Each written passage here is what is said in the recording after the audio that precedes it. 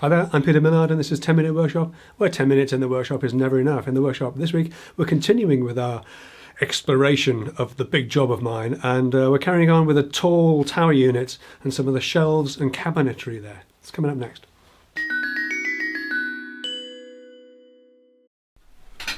So the other thing we've got going on here is, obviously you can see the mess in here. I've had to expand into the room next door as well. So the colour's going to be all over the place here. Okay, oops. Get some exposure halfway right. Yeah, so you can see we've got everything else sort of stacked up in here. The other two towers and the two connector pieces. All the Sapele veneer for the cabinets down there. And all here. It's all a bit chaotic and messy, but then we do what we can, and we are progressing slowly, very slowly. So yeah, it's all a bit desperately short of space in here. There isn't enough space to lay. This is the big sort of column tall bookcase things, and I can't lay them out on the bench to dry fit them because then I wouldn't have space to do anything else. So I've got to lay them flat to do them initially, but you don't want to leave them. I've got them on trestles, don't want to leave them that long because they'll start to sag, and they're never designed to be that way. But what it is, we've got cross pieces which go in like this.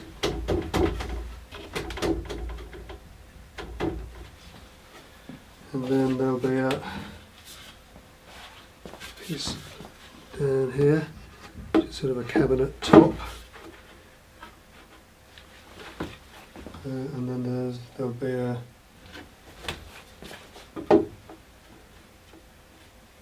face frame that joins it,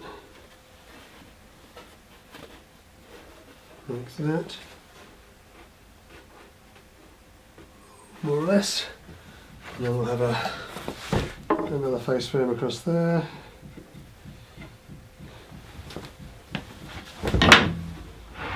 Yeah. And face frame at the bottom to even things out. It all fits remarkably well. And then there'll be a door in here, and then inside here will be a Sapele veneered cabinet.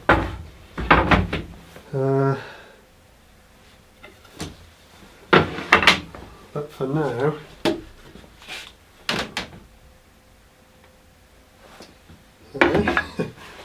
I'm going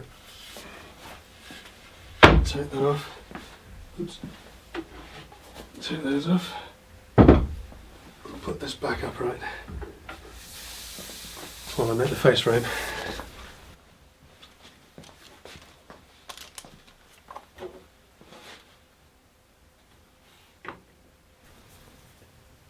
I'm using the combi square to mark the domino positions all around the face frame, then cutting these in the usual way.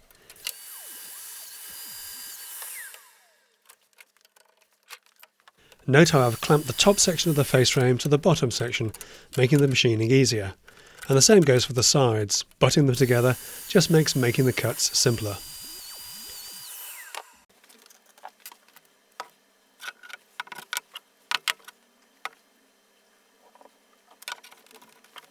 Then it's onto the glue up in the usual way with plenty of glue, dominoes and clamps.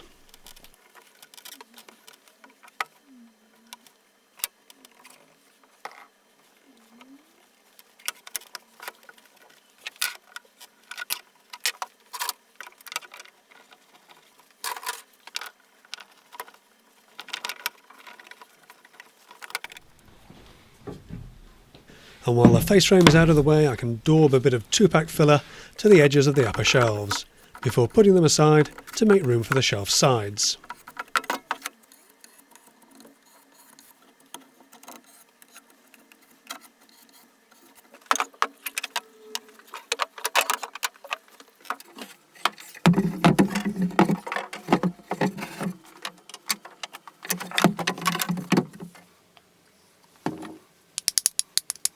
Here I'm gluing on the ears that the fixed shelves will attach to, and I'm using a simple jig to make sure they go in the right place.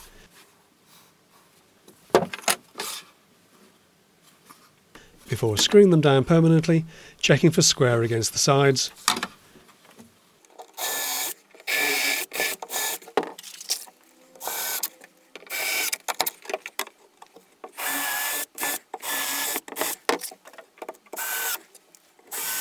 Then moving the completed section out of the way. With the face frame unclamped, it's time for a thorough sanding, both on the inside cut edges and on the face where the sections abut.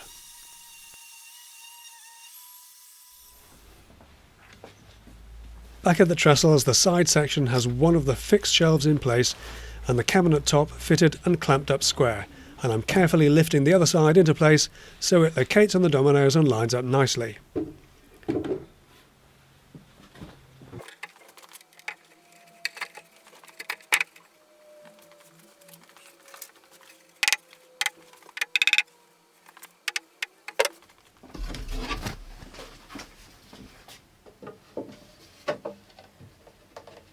Now I can dry fit the glued up face frame, and when I'm happy with the fit, mark the domino positions on the frame and against the cabinet top and shelf outer sections.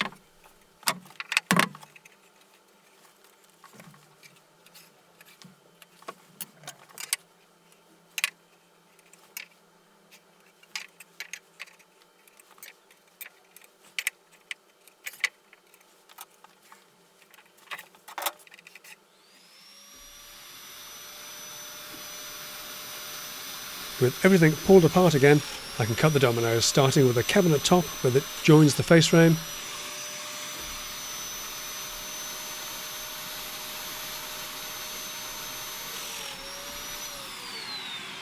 Then onto the corresponding cuts in the face frame. Note how I'm using a piece of scrap to help balance the base of the domino.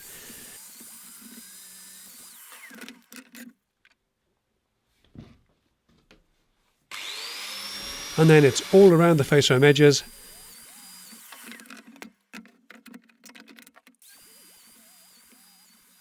ending with the base where the cabinet will abut. Off camera, I've glued up the cabinet top to the face frame and clamped it up before turning my attention to the shelf side sections, cutting the dominoes to match.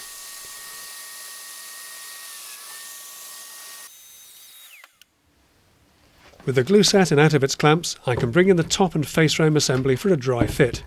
It's half dozen dominoes on each side, fitting snugly into position.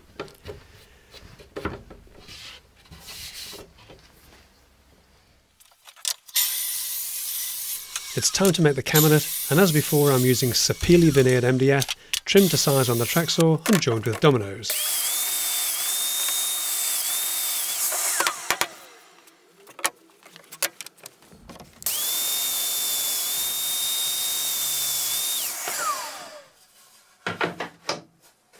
There's an adjustable shelf on rows of holes, and for something this small I just use my simple jig and a 5mm drill bit, rather than getting out the holy rail.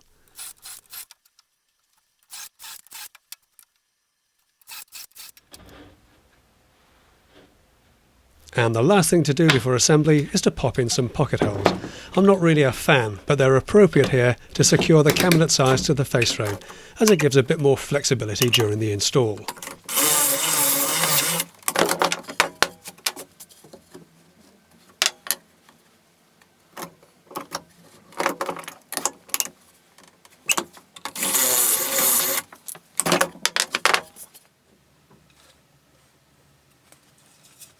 With everything drilled and sorted, we can start gluing the cabinet together. I'm using the glue sparingly, keeping it to the back of the edge of the joint to avoid as much glue squeeze as possible on the face side.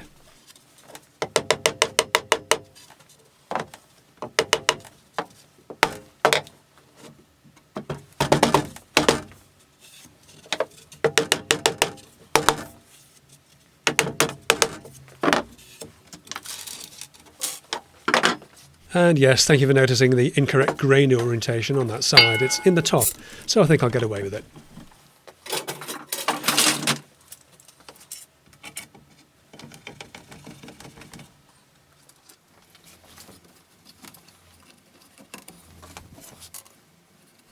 And with the glue set and clamps off, we can whack in a few dominoes and have a dry fit against the face frame. Perfect.